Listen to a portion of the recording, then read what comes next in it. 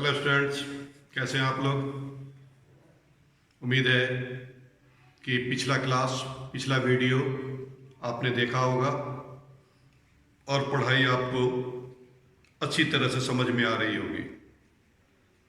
अब हम लोग आज इस तीसरे वीडियो में, कूलम्ब्स लॉ के तीसरे वीडियो में पढ़ाई को आगे बढ़ाते हैं।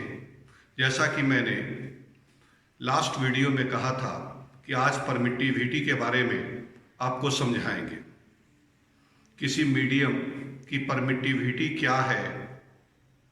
तो परमिटिविटी मीडियम की वह प्रॉपर्टी है जो इस बात को निर्धारित करती है कि उस मीडियम में अगर दो चार्ज लगा हुआ है तो उन चार्ज पर क्या फोर्स लगेगा।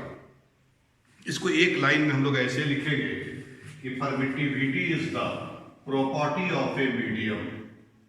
Permittivity is the property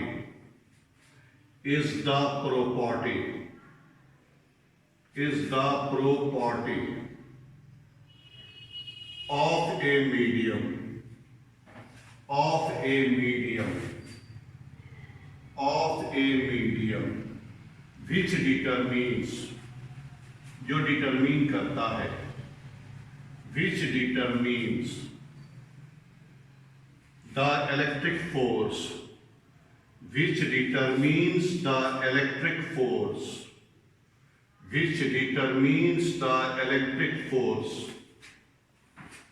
acting between two charges,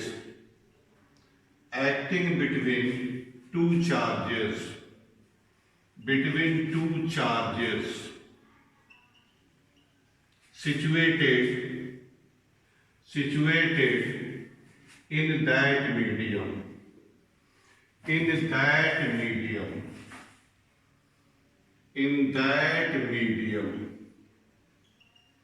हमने लिखा बच्चे, एक लाइन की इंग्लिश है कि परमिटिविटी क्या है। तो प्रॉपर्टी है मीडियम की, यह इस बात को डिटरमीन करता है, यह प्रॉपर्टी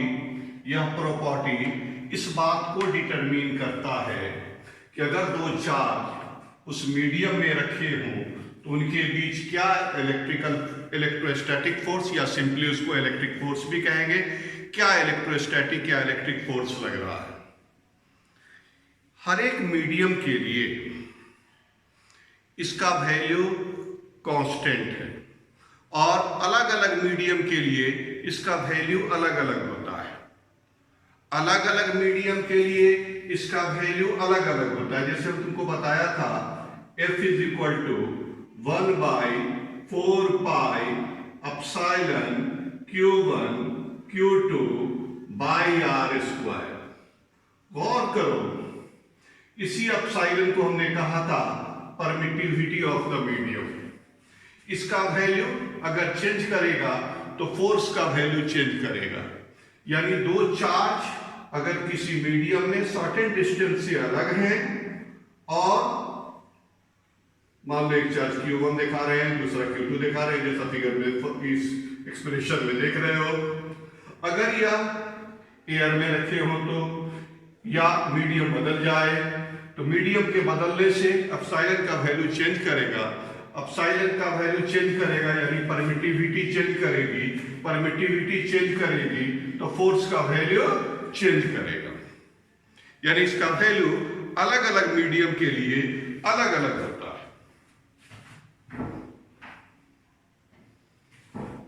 एक एग्जांपल देके इस बात को समझाते हैं।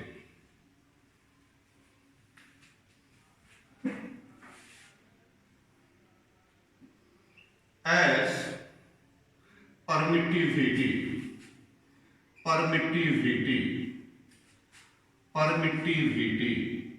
of water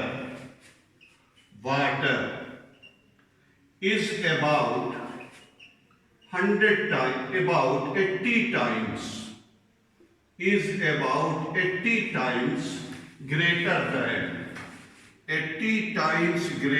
than the permittivity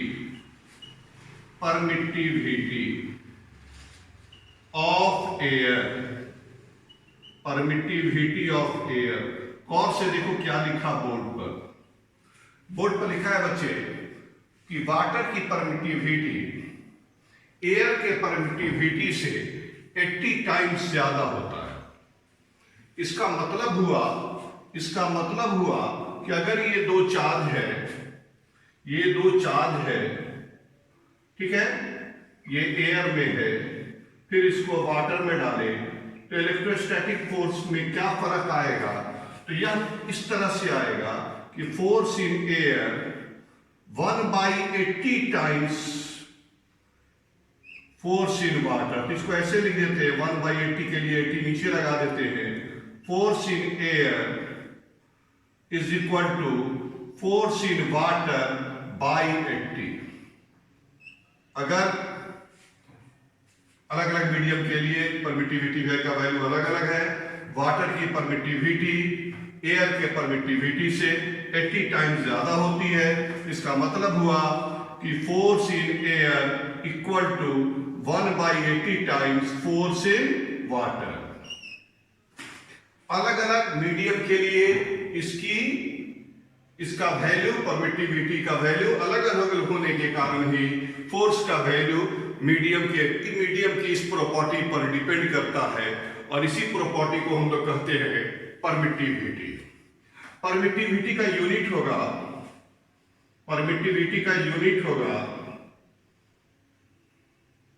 Newton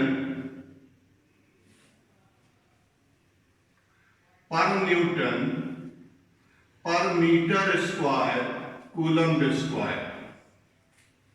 पर newton per metre square coulomb square. और इसका डायमेंशन निकाल चुके हैं पहले भी। इसका डायमेंशन फोर्स के लिए लिख देंगे, इसका डायमेंशन आ जाएगा, डायरेक्ट यहां पर लिख देते हैं m-1 L-3 T4 a का power 2। m-1 L-3 T4 a का पावर 2। अलग अलग मीडियम के लिए k का वैल्यू अलग, परमिटिविटी का वैल्यू अलग अलग है, तो तुम कह सकते हो कि it's value depends upon the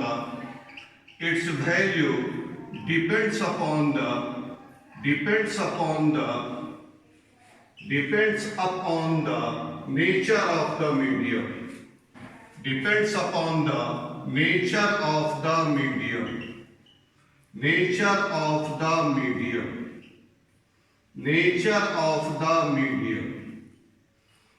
इसका वैल्यू क्या है? तो डिपेंड करता है कि कौन सा मीडियम है, मीडियम के नेचर पर डिपेंड करता है। पढ़ा हम लोगों ने परमिटिविटी के बारे में, बहुत सिंपल से एकदम लिखा कि परमिटिविटी प्रॉपर्टी है किसी मीडियम की, जो इस बात को डिटरमिन करती है कि उस मीडियम में अगर दो चार्ज रखे हैं तो उनके बीच फोर्स क्या लगेगा। ठीक है, उसके बाद फिर समझाने की कोशिश किया।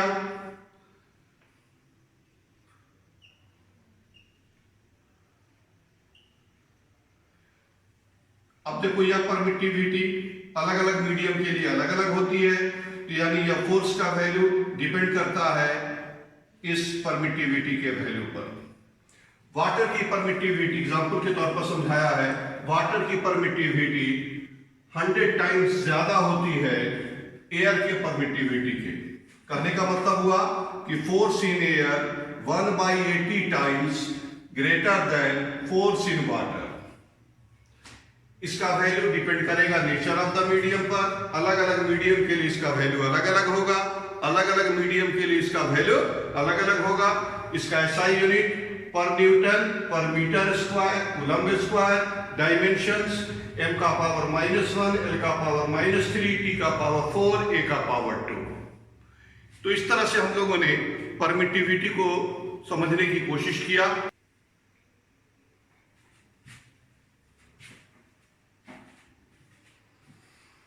क्या कहा बच्चे? Dielectric constant, dielectric constant, dielectric constant. Symbolically इसको हम लोग कैपिटल के से इंडिकेट करते हैं, और इसी को बोलते हैं relative permittivity, relative permittivity, relative permittivity of the medium, relative permittivity of the medium.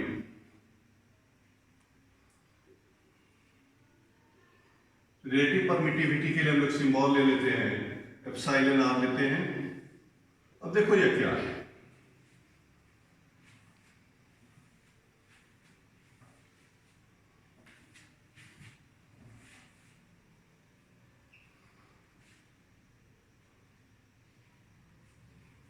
Medium की एब्सोल्यूट परमिटिविटी और एयर या वैक्यूम की परमिटिविटी का जो रेशियो है, यही इस मीडियम का डाई इलेक्ट्रिक कांस्टेंट या रिलेटिव परमिटिविटी कहलाता है। क्या कहा बच्चे? The ratio of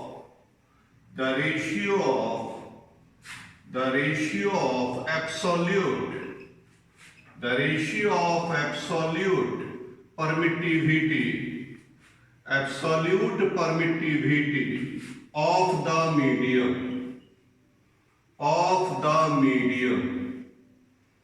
the ratio of absolute permittivity of the medium to the permittivity of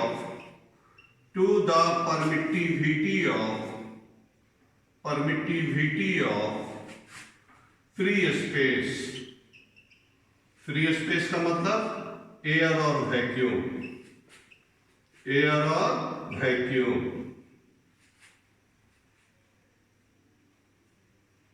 is called, यही कहलाएगा, is called dielectric constant,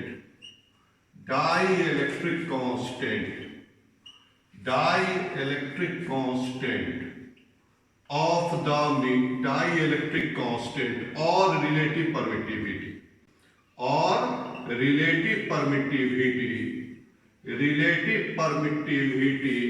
the medium, relative permittivity of the medium।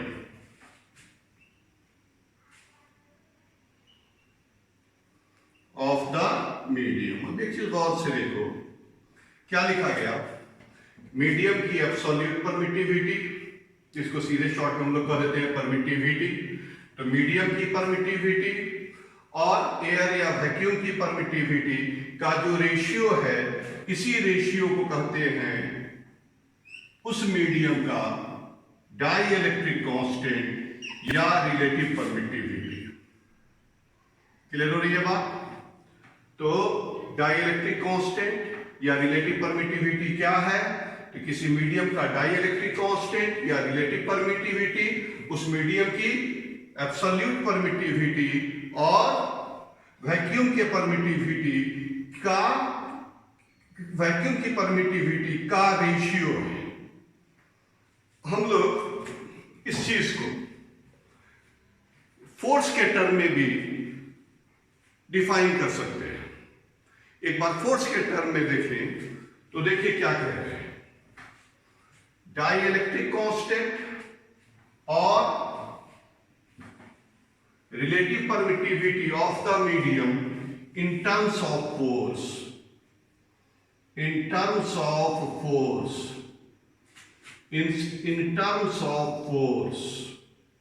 बच्चों, पिछले class में और अभी भी थोड़ा देर पहले एक चीज समझाया था। क्या समझाया था? तो फोर्स इन एयर और फोर्स इन मीडियम का रेशियो निकाले थे। क्या निकला था? एप्सिलॉन आर, या उसी को कहेंगे के। क्या कहना चाह रहे हैं? सो देखो, in terms of force in terms of force, the dielectric constant,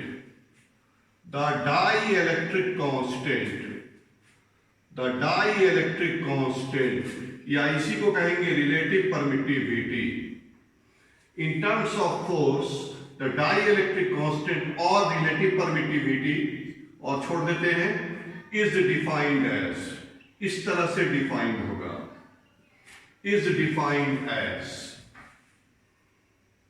दो चार्ज है, एक सर्टेन डिस्टेंस r से अलग है, यह चार्ज q1 है, यह चार्ज q2 है, और बीच का डिस्टेंस r है। अभी मीडियम एयर है। अब इसी दोनों चार्ज, अगर मीडियम एयर है तो फोर्स के लिए तुम लिख सकते हो F air equal to 1/4 pi epsilon 0 Q1 Q2 by r square. अब फिर गौर से देखो, इसी दोनों चार्ज को अब एयर छोड़ के किसी और मीडियम में आप डिस्टेंस पर ही रखो। क्लियर? यहां डिस्टेंस r था हवा में, अब यह डिस्टेंस r है किसी दूसरे मीडियम में। अब यह कोई दूसरा मीडियम, एयर छोड़ के कोई और मीडियम, अनदर मीडियम, चाहे अंदर कट हो जाए, कैमरा में नहीं आए, नीचे लिख देते हैं अनदर मीडियम। अब देखिए आप, फोर्स इन मीडियम बोलिए। अब आप फॉर्मूला हम तो बहुत बार बोल चुके, फोर्स इन मीडियम, शॉर्ट में मीडियम लिख दिया, 1/4 पाई एप्सिलॉन 0 k, कैपिटल के, चाहे epsilon r, Q1 Q2 by r square. अब इस दोनों को डिवाइड करोगे तो देखो यह डिफाइन हो गया एक बार फिर। Dielectric constant force in air divided by force in medium is equal to K और एप्सिलॉन r। तो इस तरह से भी हम लोग डाइइलेक्ट्रिक कांस्टेंट को डिफाइन करते हैं कि दो चार्ज हवा में रखे हों किसी सर्टेन डिस्टेंस पर, और वही दोनों चार्ज किसी दूसरे मीडियम में रखे हों उतनी ही डिस्टेंस पर, तो एयर में लग रहे फोर्स, दोनों चार्ज के बीच एयर में लग रहे फोर्स और उस मीडियम में लग रहे फोर्स का जो रेशियो होगा वह उस मीडियम का डाइइलेक्ट्रिक कांस्टेंट या रिलेटिव परमिटिविटी कहलाएगा। यह जो डाइइलेक्ट्रिक कांस्टेंट है, इसका वैल्यू मीडियम के नेचर पर डिपेंड करता है। K का वैल्यू अलग अलग मीडियम के लिए अलग अलग होता है। तो हम यहां पर इस बात को हम लिख सकते हैं फिर से एक बार कि the value of K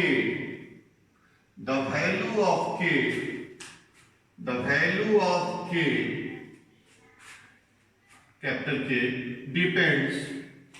depends upon the nature of the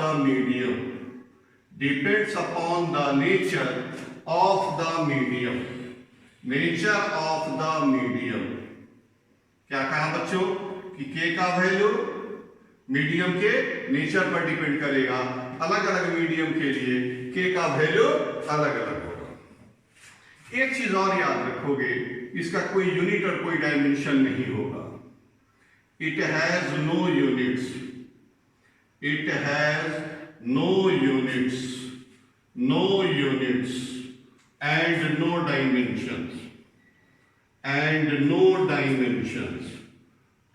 no dimensions. क्यों भाई? क्योंकि यह प्योर रेशियो है। प्योर रेशियो किसको कहते हैं? सेम क्वांटिटी के रेशियो को हम लोग प्योर रेशियो कहते हैं। फोर्स का यूनिट यहां न्यूटन लिखोगे, फोर्स का यूनिट यहां न्यूटन लिखोगे, यूनिट कैंसिल हो जाएगा, K का सिर्फ न्यूमेरिक वैल्यू रहेगा। यानी के का कोई यूनिट और कोई डायमेंशन नहीं होता है। तो यहां भी देखो, अभी बताया था कि एप्सिलॉन बाई एप्सिलॉन 0, एप्सिलॉन का यूनिट होगा, एप्सिलॉन 0 का यूनिट होगा, लेकिन के का कोई यूनिट नहीं होगा, इसलिए कि इस दोनों का यूनिट कैंसिल होगा, तो के का न तो कोई यूनिट होगा और न ही कोई डायमेंशंस होगा। कुछ मीडियम के वैल्यू को यहां पर हम देखेंगे।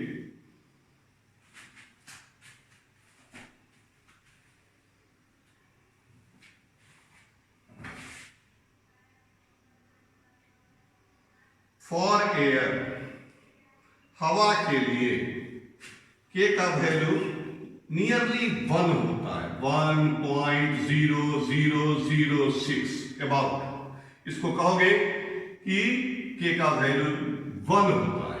इतना के बाद इतना स्मॉल क्वांटिटी, इतना स्मॉल वैल्यू है, उसको नेग्लेक्ट कर दो और कहोगे कि के का वैल्यू एयर के लिए 1 होता है। फिर वैक्यूम के लिए इसका वैल्यू 1 होता है। फॉर वैक्यूम के का वैल्यू 1 होता है। एयर के लिए भी 1 और वैक्यूम के लिए भी 1। अभी वाटर के लिए देखो,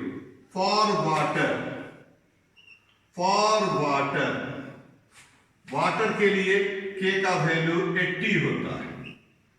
वाटर के लिए के का वैल्यू 80 होता है। गिलास के लिए भी इसका वैल्यू 3.7 से 10 के बीच होता है। फॉर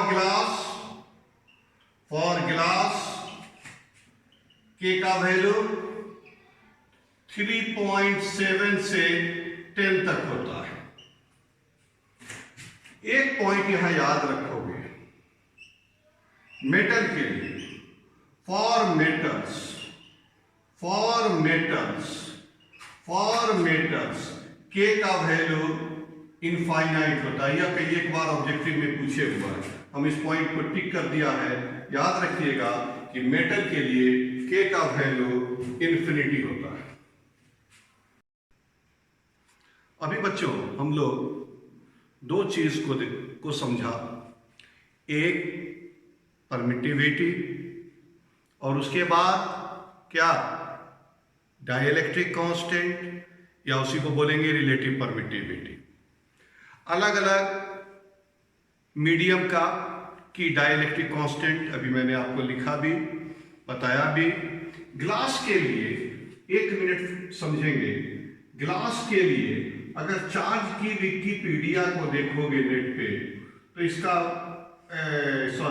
डाइलेक्ट्रिक कांस्टेंट को अगर नेट पर विकिपीडिया पे सर्च करोगे तो इसका वैल्यू दिया हुआ है 3.7 से 10 तक। लेकिन हमारी 12th की जो बुक्स हैं, जैसे दिनेश है और भी सारी बुक्स हैं, उन सब में इस डाइलेक्ट्रिक कांस्टेंट का वैल्यू दे रहा है किसके लिए, ग्लास के लिए 3 से लेके 4 तक, 3 to 4 तक। तो हम लोग इसी वैल्यू को याद रखें, क्योंकि 12th में है तो 12th के बुक को ही फॉलो करते हैं।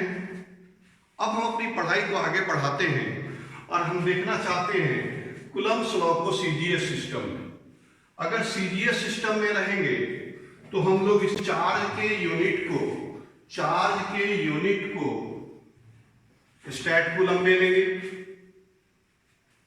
चार्ज के यूनिट को स्टैट कूलम में लेंगे और डिस्टेंस को सेंटीमीटर में लेंगे और फोर्स को डाइन में लेंगे। तो हम किस सिस्टम में रहेंगे, सीजीएस सिस्टम में। इस सीजीएस सिस्टम में इलेक्ट्रोस्टैटिक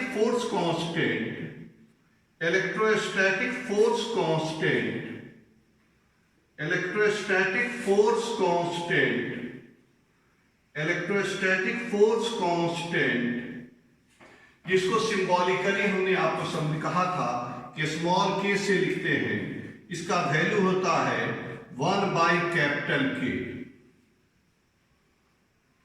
ये के क्या है, तो where this capital K is dielectric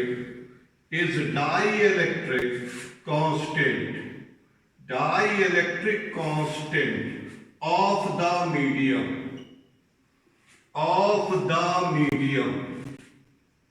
बच्चों कूलम्ब्स लॉ क्या पढ़ा?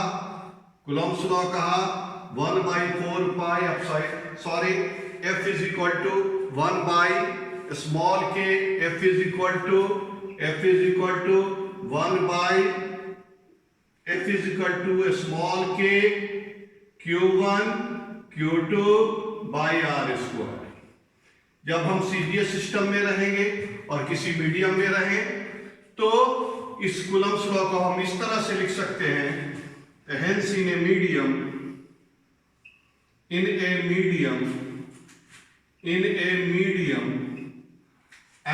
in CGS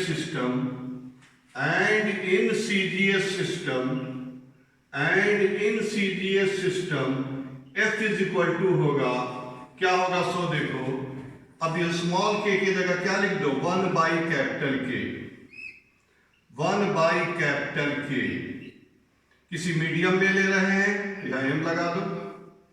1 by capital K Q1 Q2 by R square. किसी मीडियम में और सिस्टम ऑफ यूनिट अगर सीजीएस रहेगा तो फोर्स इन मीडियम बराबर होगा 1 by capital K Q1 Q2 by R square. This K is the dielectric constant of the medium. हम जानते हैं फॉर एयर या वैक्यूम इसके लिए डाइलेक्ट्रिक कांस्टेंट K का वैल्यू 1 होता है, ठीक? देयरफॉर अब बोलो F इन एयर क्या आ जाएगा? F इन एयर हो जाएगा कब? जब सिस्टम कौन सा रहे? सीजीएस सिस्टम में रहे, तब हम लोग इसको लिखेंगे। अब K के जगह पर 1 कर दो तो सीधे Q1 Q2 by R square, Q1 Q2 by R square. यहां भी देखो, अगर तुम डिवाइड करोगे force in air by force in medium करोगे तो वही K का वैल्यू आएगा। K को हम लोग एप्सिलॉन R भी कहते हैं, रिलेटिव परमिटिविटी भी कहते हैं। तो सीजीएस सिस्टम में कूलम्ब्स लॉ को इस तरह से एक्सप्रेस करते हैं। अब अगला वीडियो जो आपको बहुत जल्द मिलेगा उसमें हम लोग कूलम्ब्स लॉ के वेक्टर फॉर्म को देखेंगे और कूलम्ब्स लॉ के वेक्टर फॉर्म के बाद तब प्रिंसिपल ऑफ सुपरपोजिशन का क्लास आपको मिलेगा। अभी फिलहाल हम लोग यहीं पर रुक रहे हैं। जैसा कि आप जानते हैं कि पढ़ाई आपको समझ में आ रही है, इसलिए इस चैनल को सब्सक्राइब करें। चैनल परवेज फिजिक्स क्लासेस के नाम से है, इसे सब्सक्राइब करें, लाइक करें और शेयर भी करें। आज के लिए थैंक्स।